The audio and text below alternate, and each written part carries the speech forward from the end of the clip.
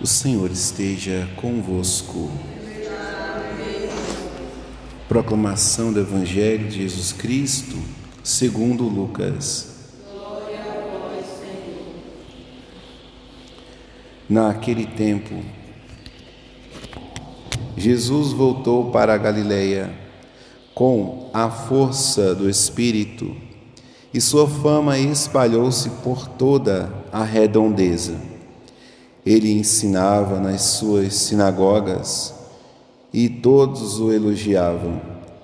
E veio à cidade de Nazaré, onde se tinha criado.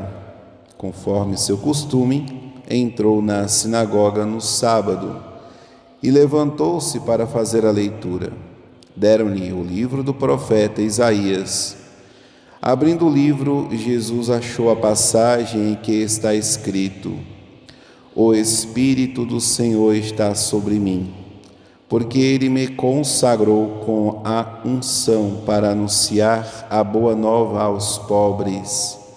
Enviou-me para proclamar a libertação aos cativos, aos cegos, a recuperação da vista, para libertar os oprimidos e para proclamar um ano da graça do Senhor. Depois fechou o livro, entregou ao ajudante e sentou-se. Todos os que estavam na sinagoga tinham os olhos fixos nele. Então começou a dizer-lhes: Hoje se cumpriu esta passagem da Escritura que acabastes de ouvir. Todos davam testemunho a seu respeito, admirados com as palavras cheias de encanto que saía da sua boca. Palavra da salvação. Amados irmãos e irmãs, fizemos o exercício de escutar a palavra de Deus. E escutar significa obedecer à palavra de Cristo, que são os seus mandamentos. A palavra do Senhor na primeira leitura nos fala justamente isto, o que significa amar a Deus. Significa cumprir os seus mandamentos. Então, amados, não é tão difícil. Basta olharmos para nosso Senhor Jesus Cristo. Enquanto olhamos para nós mesmos, percebemos uma certa impossibilidade para amar. Mas, quando nós olhamos para Deus, nós encontramos esta possibilidade, como nosso Senhor Jesus fala na sua palavra, é um ano da graça do Senhor. E quando a gente ouve a palavra graça, a gente lembra do auxílio divino. Vinde, ó Deus, em meu auxílio. Nosso Senhor Jesus, Ele atua com uma graça, e essa graça nos auxilia na vida de oração, na piedade, quando você se ajoelha para rezar, quando você entra no templo para rezar, como nosso Senhor Jesus entrou lá na sinagoga para proclamar a palavra, quando você empunha o Santo Terço, medita-o, toma em suas mãos a palavra de Deus, obviamente, Deus, Ele não vai agir se você não se dispor ou se colocar em uma postura de ajuda. Quem quer ser ajudado, faz algum sinal. Nosso Senhor Jesus, Ele encontrou com tantos enfermos, Ele profetizou, lendo o profeta Isaías, na verdade, e leu nestas palavras algo sobre si mesmo. E aí, concluindo a leitura do profeta, ele proclama, ele anuncia que esta palavra se cumpriu aqueles que ouviram a palavra, que é nosso Senhor, ouviu, percebeu, testemunhou um cumprimento de uma palavra, porque somos cansados de ouvir a palavra e não vê-la se cumprir na própria vida. Então é óbvio que aquele que vive uma fé ou vive na Igreja Católica e faz da religião uma teoria, obviamente que certamente não irá encontrar aquele sentido espiritual da religião. Então, amados, a religião para nosso Senhor Jesus Cristo é o pleno cumprimento tanto da lei, quanto dos mandamentos, quanto de algo novo que Ele anuncia. E Ele anuncia esta graça, um ano da graça. E o que acontece neste ano da graça? Acontece que você abandona o pecado. O Espírito do Senhor está sobre mim. O anúncio aos pobres, a libertação aos cativos, a cura dos cegos, os oprimidos, ou seja, Jesus, Ele liberta de quê? Da escravidão do pecado. Só que libertar-se da escravidão do pecado significa também deixar aquela parte do pecado que ocupava a sua vida, que lhe satisfazia, nos satisfaz. Senão você não iria lá cair no erro, nós não cairíamos no erro. Então, qual é a parte do pecado que satisfaz? Aquele que alimenta a soma, a dimensão somática da pessoa, que envolve o corpo, a mente, a prática, incorre em um certo vício, porque é alucinante, toma a imaginação e daqui a pouco a pessoa está totalmente acorrentado no mal. E aí Jesus ele vai então entrando nessas dimensões, porque ele é a sabedoria, ele atua na alma. A alma precisa estar primeiramente em estado de graça, precisa fazer confissão, precisa se libertar inicialmente das amarras, para que você vá deixando aquele homem velho. Então, com quanto tempo você convive com essa situação? Tanto tempo mais deve ser a sua vida unida a nosso Senhor Jesus, numa graça atual de oração e numa graça santificante, uma graça nova, uma vida nova. Quando tudo isso acontece, o coração humano começa a se perceber caridoso, capaz de amar. Então, quem ama deseja a salvação do outro. Aqui é que está a prova de amor. A salvação do outro. Aquele que ama a Deus que não vê e não ama o seu irmão que vê é um mentiroso. Este mentiroso, ele é egoísta, ele quer se alimentar do outro, ele quer que o outro também incorra em pecado. Isto não é o amor de Deus. Primeira leitura, amados. Então, não é tão difícil compreender que as amarras do pecado ata a pessoa também num certo egoísmo e que o corpo ou a própria pessoa em si mesmo vai desejar o outro e não a Deus.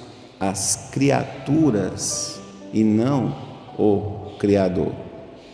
O esposo, a esposa, uma vez que esta primeira leitura ela pode ser lida também em uma liturgia matrimonial.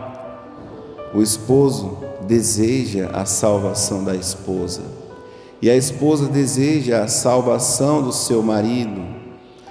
Os pais desejam a salvação dos filhos, os filhos com seus colegas, amigos.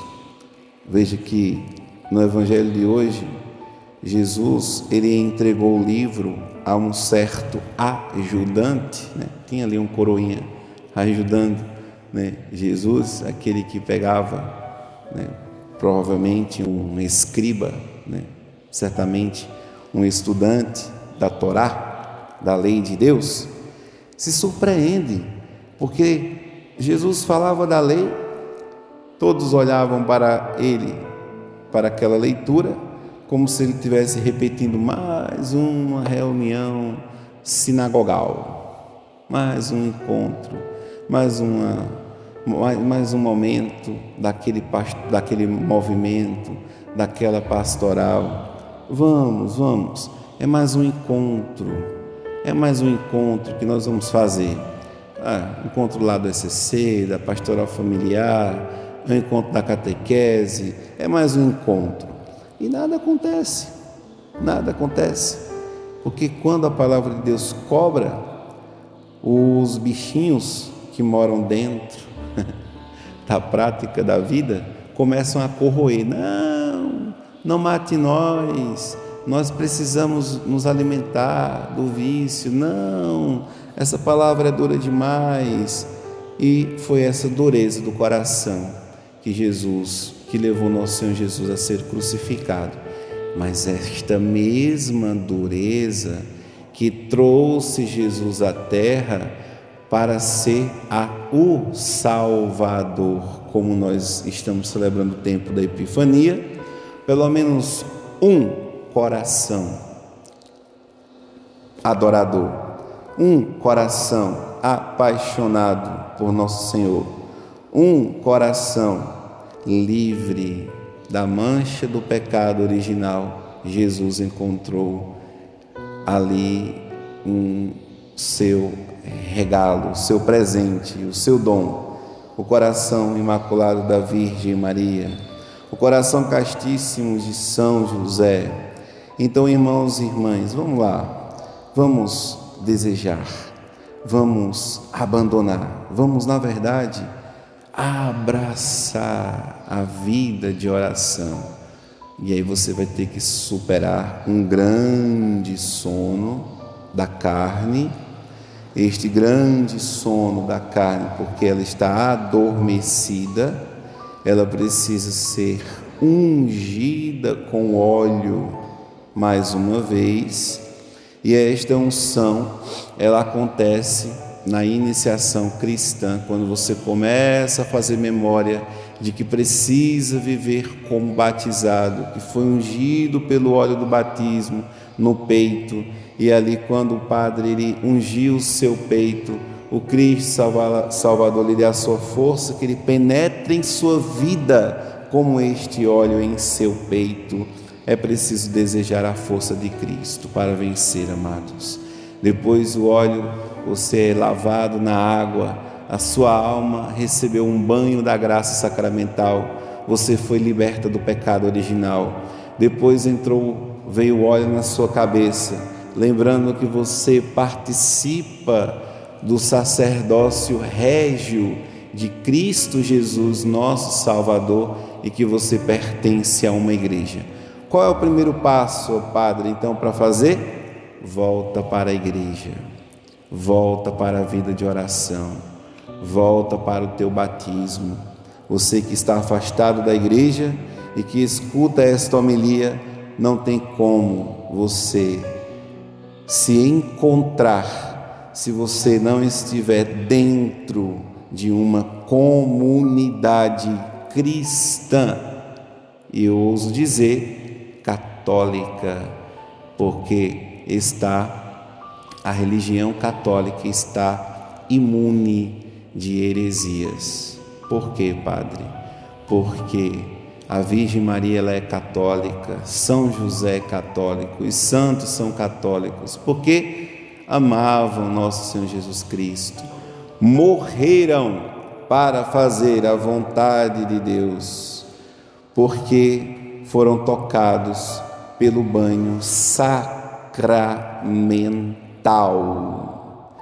E estes sinais sacramentais dos 7 sacramentos são sinais visíveis e eficazes da salvação. Não é qualquer coisa. Foi Jesus quem instituiu o sacramento do batismo. Por isso que muitas religiões cristãs ainda, engraçado, né? Ainda passam por um rito de batismo. Interessante. Mas quando chega na Eucaristia, aí não entende. Mas até se casam, fazem até funerais. Mas quando chegam na Eucaristia, aqui está o grande entrave dos protestantes ou daqueles que se encontram no mundo. Será que porque para comungar precisa estar em estado de graça? Será que precisa compreender que existe uma vida de santidade na Eucaristia? Então parece que o problema de Lutero foi o seu escrúpulo de santidade, que ele não aceitava, não conseguia se converter, fazia confissões demoradíssimas, 6 horas de confissão, porque queria enganar o padre que atendia a sua confissão, quando na verdade ele estava enganando a si mesmo, quando na verdade ele não conseguia se confessar e celebrava como padre, porque Lutero ele era padre, a Eucaristia em crise vocacional, porque não queria ser santo, não queria participar da vida sobrenatural da graça de Deus. Então vamos interpretar a Bíblia ao modo moderno, uma religião que você peca